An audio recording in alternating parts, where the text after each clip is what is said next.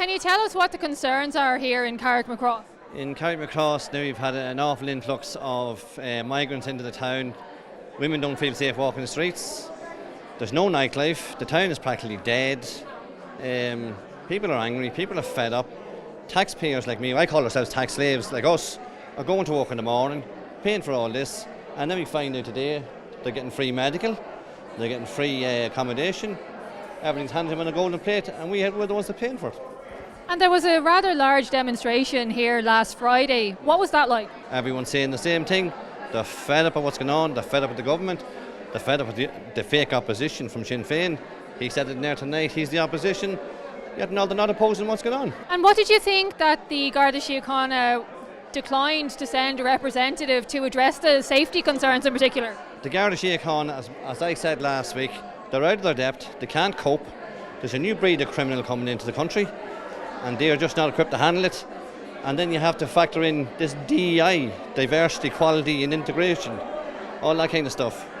And what's happening there is, in order for that to happen, standards have to drop, and they proved that there 2 months ago when they don't have to do sit-ups or push-ups for their fitness test.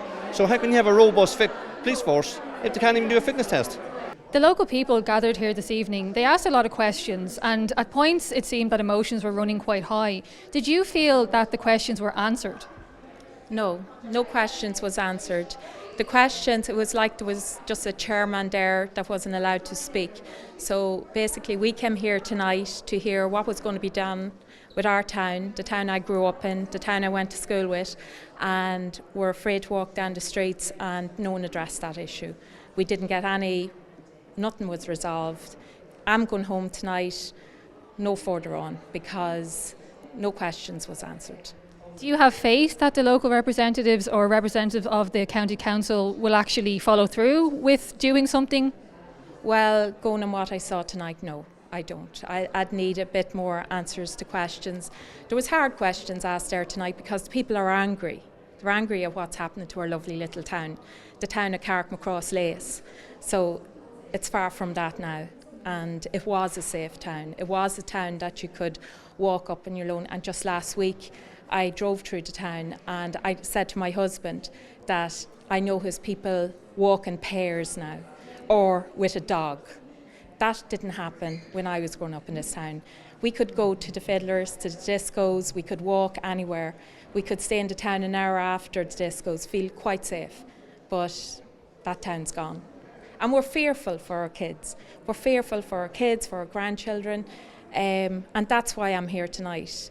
I just feel fear for the future of Ireland, for the future generations. My concern, this evening, yes, definitely women, because obviously I grew up in the 80s and I can recall when Carrick had 4 nightclubs and it was more than safe to walk home to my home, we'll say at 2 o'clock in the morning, 3 o'clock in the morning. Whereas now I am reluctant to walk down the main street of Carrickmacross at 2 p.m. in the afternoon or 3 p.m. I usually take my car with me because I fear every corner I come around. And as some of the individuals have highlighted here this evening, especially if you approach an ATM machine, you tend to be kind of surrounded by large groups of males. And I would find the whole experience totally intimidating. So hence I am reluctant to go to ATM machines. And if I can, I will just use my cards in shops or the likes, and I will avoid going to the ATM machines if I'm looking for cash or something like that. I would probably just get cash back in a local store instead. During the meeting you expressed concern for the children in Carrickmacross. Can you tell us what that's about? Well, my kids, when they were growing up, walked to school themselves, came home from school themselves. I have a granddaughter, she's 10 years of age, she goes to the Irish school. And one day I heard her asking her mother, could she walk down from the chapel, which is only a hen's race, like down. She wouldn't allow her. And I'm there, Shauna, the child needs to be able to do things on her own like she needs. She says, Mum, you don't know what's going on out there. There's no way I can do and let her do that. So that was a kind of all right, I pulled my horns in. You have to do these things. But I actually did. I went out and I seen what was going on. Seen all this that I cannot believe that is going on. Now, she's in the Irish school. There's foreign nationals in the Irish school. I have nothing against anybody, but I cannot understand how kids is in an Irish school expected to learn Irish when they don't even know English. It doesn't make sense. You spoke about what you saw that shocked you. Can you be a bit more specific? What did you see? Well, I used to live in Claw Valley, lived there all my life. We always had a park. It was always full. We always got on. We had our fights. We sorted it, everything. I went down one day with the grandkids. I had to leave. As they said, there was spitting. They were being pushed around. We were being stared at. We were everything. I could not believe it. So we ended up, we had to leave. And how long has that kind of situation been going on in Carrickmacross? Definitely at least the last 2 years. And it's worse, it's getting every day. I only come downtown when I have to come downtown. Like you used to be able to walk down the street. You knew everybody.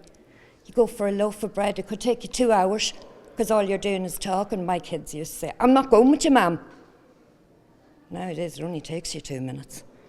Carrickmacross, as I say, has been a great town over many decades. Vibrant, bustling, a great community, fantastic businesses. Over the past decade or more, we've faced a number of challenges. There is an issue with antisocial behaviour and crime, and particularly a lack of Garda visibility. The image that we all saw of a knife-wielding man on our main street in particular, but also other incidents, have caused huge concern and indeed fear. And then there's the wider mismanagement of the migration system, which has led to profiteering and a complete disregard for the needs of local communities or the capacity of services, which has impacted on Carrickmacross. I am unequivocally anti-racist, and I won't make any apologies for that. As a child, I lived in Britain for a while during the 1980s, and I saw anti-Irish hostility, and I'll never support either the targeting or othering of another person or group because of their race. I do believe in a managed migration system where those who are entitled to be in Ireland are treated with decency and supported to integrate into our society and participate in the workforce, but also where those who are not entitled to be here are made to leave. And I believe that where anyone who has come to Ireland and then abused our welcome by committing serious crimes, I believe they should be swiftly deported and permanently barred from ever returning. I have some serious issues which I've articulated on several occasions over the past 10 years with the current asylum system in Ireland, in which processing times take too long, where decisions aren't enforced, and where a government gives a small number of individuals huge amounts of public money while communities are ignored, and where there's no regard for the capacity of services.